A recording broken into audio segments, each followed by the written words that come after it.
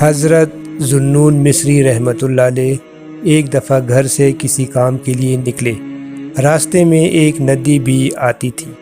جب آپ ندی کے قریب پہنچے تو دیکھا کہ ایک بچھو بھی ندی کی طرف ہی جا رہا تھا۔ ذوالنون مصری رحمۃ اللہ علیہ نے چاہا کہ کسی چھڑی وغیرہ سے بچھو کو مار ڈالے، مگر ندی پر نظر پڑی تو وہاں ایک کچھوا بھی ندی کے کنارے اسی جگہ نمودار ہوا جس جگہ بچھو پہنچ گیا۔ آپ یہ دیکھ کر حیران ہوئے کہ یہ کیا معجزہ ہو رہا ہے۔ آپ بچھو کو مارنے کی بجائے مشاہدہ کرنے لگے کہ آگے کیا ہوتا ہے۔ بچھو کچھوے کی پیٹھ پر سوار ہو گیا اور اسے ندی کے دوسرے کنارے لے گیا۔ بچھو کچھوے کی پیٹھ سے اتر کر پھر ایک سمت میں روانہ ہو گیا۔ ذوالنون مصری رحمۃ اللہ علیہ پھر بچھو کے پیچھے پیچھے روانہ ہو گئے۔ کچھ آگے دیکھا کہ برگد کا ایک پرانا درخت ہے اور ایک خستہ حال آدمی پھٹے پرانے کپڑوں میں درخت کے نیچے سویا ہوا ہے۔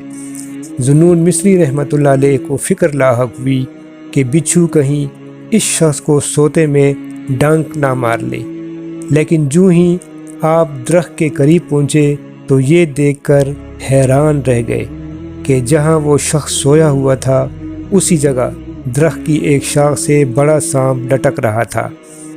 اب ذوالنون مصری رحمۃ اللہ علیہ اس بدبخت شخص کے لیے بہت پریشان ہوئے کہ ایک طرف بچھو تیزی سے اس کی طرف آ رہا تھا تو دوسری طرف لٹکتے ہوئے سانپ سے اس کی زندگی خطرے میں تھی۔ لیکن خدا کا کرنا دیکھیے کہ بچھو بجائے اس شخص کی طرف آنے کے سیدھا درخت کے تنے پر چڑھنے لگا اور سیدھا اس شاخ کی طرف گیا جس سے سانپ لٹک رہا تھا۔ بچھو سانپ کے اوپر چڑھ گیا اور اسے اتنے ڈنک مارے کہ سانپ برداشت نہ کر سکا اور مر کر نیچے آ گرا۔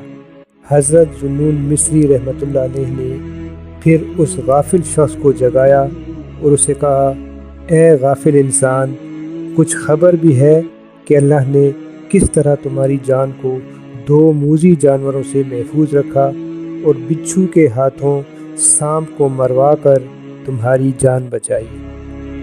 حضرت ذوالنون مصری رحمۃ اللہ علیہ نے جب اسے سارا واقعہ سنا دیا تو وہ شخص اپنی غفلت اور گناہ آلود زندگی پر سخت نادم ہوا اور نئے سرے سے ایک پاکیزہ اور اطاعت گزار زندگی کا آغاز کیا۔